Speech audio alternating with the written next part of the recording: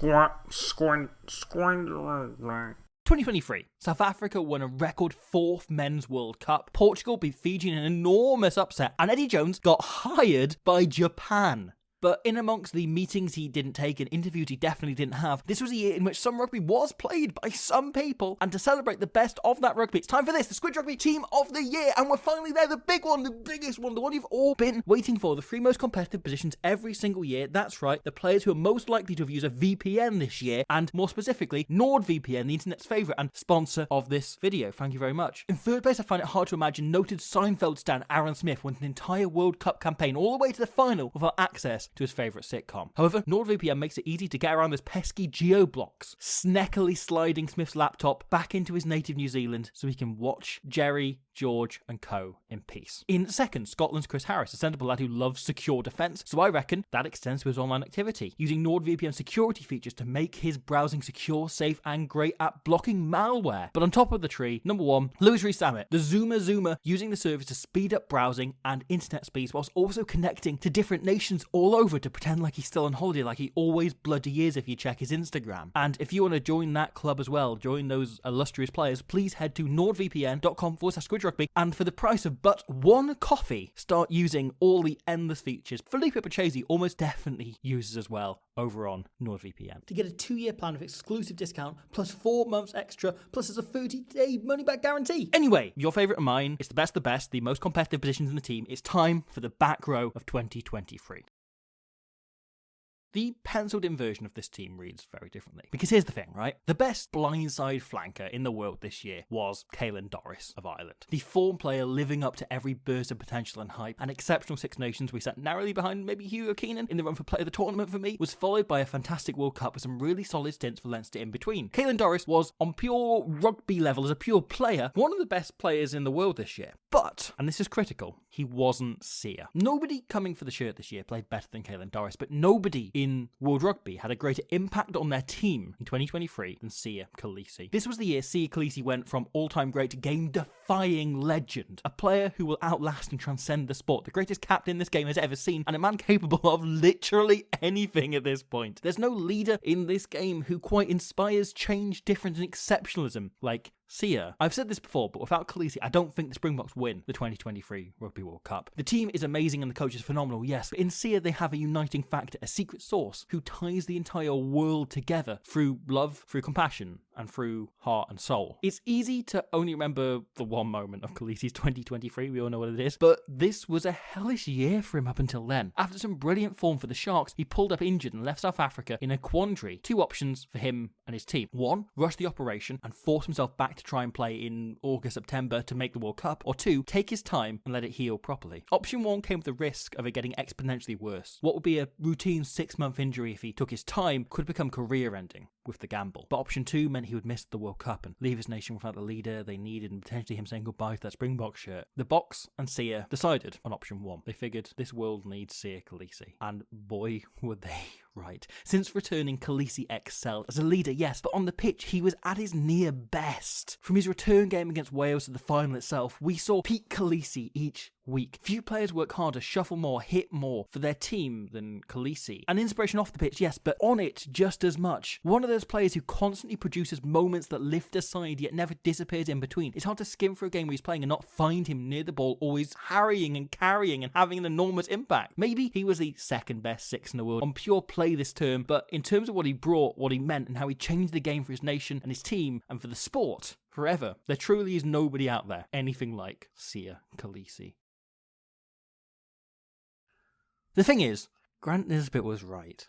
The Voice of Rugby New Zealand edition might have spent half this year screaming Mapimpi at every black person he seasoned, but the other half of it, I think he got dead on. Because you've got to give it to him. He was completely correct when he said, Ardie Savea! It's Ardie Savea! Ardie Savea! He's the best player ever! It's Ardie Savea! Ardie Savea! Oh, gee whiz, it's Ardie Savea! Bowden Barrett! No, it's Ardie Savea! Justin, do you see this? It's Ardie Savea! On the last video, I said even Netspeth put maybe the best performance of the World Cup in. And you know what? I lied, or I was mistaken, or I was just wrong. Because actually, the best performance of the World Cup happened one day earlier than that, when Ardie Savea took on Ireland. Clearly pissed off over what happened a year earlier. Savea's performance was amongst the best I've ever seen in my life, worthy of living in that tiny container of all-time great individual runs in rugby, with Dusa Tuori in 07, Carter in 05, Tom Haberfield against Northampton in 2017, and Jonah Lomu against England in 1995. A try-scoring, tackle-busting, tackle-making, turnover-winning, gut-busting, all-court performance that stands for me as the best game one of the best players in the world has ever played, and amongst the greatest anyone's ever put in this sport. And he kept to that standard all year. Savea has always been world-class, but in 2023, he was brilliant every single match, every single moment. There was none of his odd rough edge games, this habit he's always had of having a game here or there where he perhaps lets go of the graft, only the glory boy stuff, the big runs and the turnover chasing, instead of the standard open side grunt work, which he's also very capable of and very, very good at. In 2023, Savea was simply tireless. Schmidt and Foster using him arguably better than any other coach ever has, working out how to get the most out of him in every impact in every area of the game, seemingly at once, all culminating in not just that Island game, but the World Cup final where he was arguably New Zealand's best player, who is absolutely phenomenal. Ardie Savea has always been world class, but for me, he's never been better than he was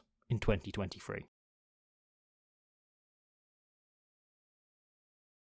It's amazing how this back row just keeps getting better and better, and yet here we are. Kolisi and Savea are icons of this game, but at 8, we have maybe the best player in the world right now. Now, anybody who knows where this is going already. But for those that don't, prepare to have your eyes widened by Canada's Sophie De Goede. This is not a bit. This is not hyperbole. This is not bloody Squidge being woke and virtue signalling. The best rugby player on the planet right now might just be Canada women's number 8 and captain. The daughter of Canada's captain from the first ever Men's World Cup and Canada's captain from the first ever Women's World Cup, the pair have pooled together to create an incredible genetic freak. Sophie De Goede is a monster, one of the most effective carriers in women's rugby, and yet, weirdly, that is somehow perhaps the least notable part of her game. De Goede is one of the best line-out operators out there, both on her own ball and on opposition. De Goede is a genuine distributing threat, a great pass with the ball and offloads like nobody's business. Her vision is exceptional, she's fantastic at the back of a scrum, and best of it all, she left the W15 with the second best goal kicking percentage of any player in the competition, Canada's primary kicking option, and regularly left to convert her own tries, as well as being a brilliant kicker out of hand. Her background has granted her a level of inbuilt game understanding rarely seen in fly halves, able to put others into space just as easily as she'd hit it herself. Her turn of pace is electric, and we saw it on her return to Saracens after the WXV, scoring this ridiculous try for a back row forward, as well as throughout the W15, where she helped Canada to their brilliant win over France and let them see off the other challengers with relative ease. The closest comparison for me to Sophie De Goede as a rugby player is a peak Sergio Parise, and yet possibly because she's Canadian and they don't do that things, she plays without any of his ego. She's simply the most complete player on the planet, and a very worthy way of rounding out the 2023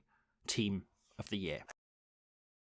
The final bunch of honourable mentions. Number 8, let's start at number 8. Gregory Aldry had another exceptional year, while Talupe Faletau went under the radar a bit, but for me was Wales men's best player in 2023, other than another guy who's going to come up in a moment, alongside a rejuvenated Aaron Wainwright. Liana Michaeli-Tui was ridiculously good for the Black Ferns. Charles Escarado, likewise for France. Dwayne Vermeulen rolled back the years for the Box, whilst Jasper Wiese rolled over defenders. Lorenzo Canoni had an enormous breakthrough year for Italy. Christy Kerricker shone for Romania, whilst Rob Valentini was probably the Wallabies' best player of the year. For me, a guy who deserves so much better than what he got. Pablo Matera had a fantastic year pre-injury, as did Juan Manuel Gonzalez alongside him for Argentina. Charles Olivanchon on return for France, scoring so many tries, such a threat. Anthony Gallant showed why he's such a critical member of that Les Bleus team. Nick Abord, another who shone in a struggling Irish side, while Peter O'Mahony, the shithouse king, and Josh van der Fleer were brilliant in the Irish team that does have adequate funding and resources. Vian Comradi was MLR Player of the Year, then followed up some brilliant, exceptional performances for Namibia. Georges Jalalonga, which is a really difficult thing to say, had a great year. Giada Franco was really good for Italy. Tom Hooper really announced himself on the world stage in his namesake Michael's absence. Marley Packer was at her usual phenomenal best, while Beth Lewis showed how big professionalism has been for this Welsh women's team. Maybe the most improved player of this year, going from decent test player to utter force. And speaking of utter force, Courtney Laws. What a player who proved that just because you're retiring doesn't mean you have to slow down. He was monumental for England and somehow even better for Northampton. Japan's Michael Leach and Kazuki Himeno are two superb real difference makers, real game breakers who are capable of being world class and showed that at numerous points throughout the World Cup, while Alex Callender is a similar difference maker, an absolute animal who loves it and just keeps getting better and better. Something she has in common with Ben Earl, who hit career best form this year, and Jack Morgan, who single-handedly kept Wales men afloat this year. An incredible player, the red jersey redefined for another generation. Honestly, it's been incredible to see him play this year. Marcos Kramer deserves another mention for breaking Felipe Falatao's World Cup tackles record from 2011. Such a big boy with an even bigger work rate. Levani Bossia was incredible for La Rochelle and equally huge for Fiji. He can't help being huge. Manuel Ardao, legitimately insane, breaking a 36-year record for most turnovers in a match at the Rugby World Cup, and generally just being an utter world-class nuisance, and probably shares the Tier 2 Back Row of the Year award with Portugal's brilliant flanker, Nicolas Martens. His performance against Fiji was one for the ages. Both should be signing contracts in Europe right away, right about now. However, we do need to finish on two